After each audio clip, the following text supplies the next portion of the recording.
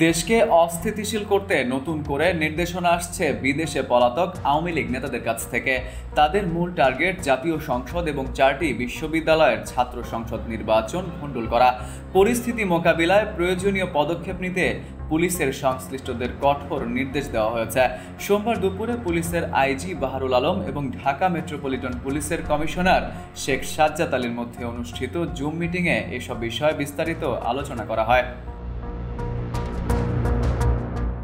ত্রয়োদশ জাতীয় সংসদ নির্বাচন আগামী ফেব্রুয়ারির প্রথমার্ধে আয়োজনের প্রস্তুতি নিচ্ছে নির্বাচন কমিশন। জাতীয় নির্বাচনের আগে ডাকসু সহ 4টি ছাত্র সংসদ নির্বাচনের যাবতীয় প্রস্তুতি চলমান। সূত্র জানায়, আইজিপির সঙ্গে জুম মিটিং শুরুর আগে ডিএমপির উচ্চ পর্যায়ের কর্মকর্তাদের সঙ্গে বৈঠক করেন কমিশনার। ওই বৈঠকের আলোচনায় বিদ্যমান পরিস্থিতি সংক্রান্ত অনেক গুরুত্বপূর্ণ তথ্য উঠে আসে। বৈঠক শেষে ডিএমপির উচ্চ পর্যায়ের সূত্র জানায়, ডাকসু সংক্রান্ত নির্বাচন কমিশনকে অল আউট সাপোর্ট দেবে ডিএমপি। ঢাকা বিশ্ববিদ্যালয় কর্তৃপক্ষ যে ধরনের সহযোগিতা চাচ্ছে সব ধরনের সহযোগিতাই করা হচ্ছে। নির্বাচন নির্বিঘ্ন করতে এরই মধ্যে পেট্রোলিং বাড়ানো হয়েছে। বিশ্ববিদ্যালয়ের 8টি পয়েন্টে থাকবে সার্বক্ষণিক স্ট্রাইকিং ফোর্স। ডিএমপি এবং বিশ্ববিদ্যালয় প্রক্টোরিয়াল টিমের মধ্যে আরও সমন্বয়ের নির্দেশনা দিয়েছেন commissioner.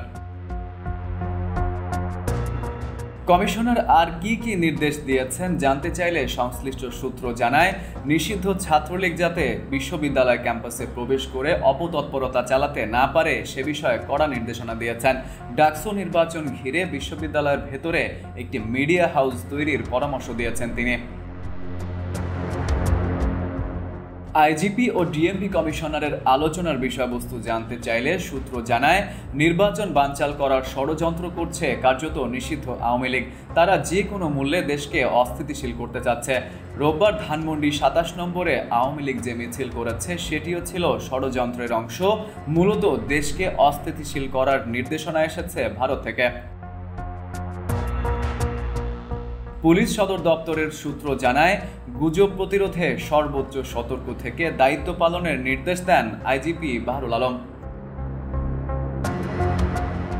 Farid U Ahmed, IBTV USA।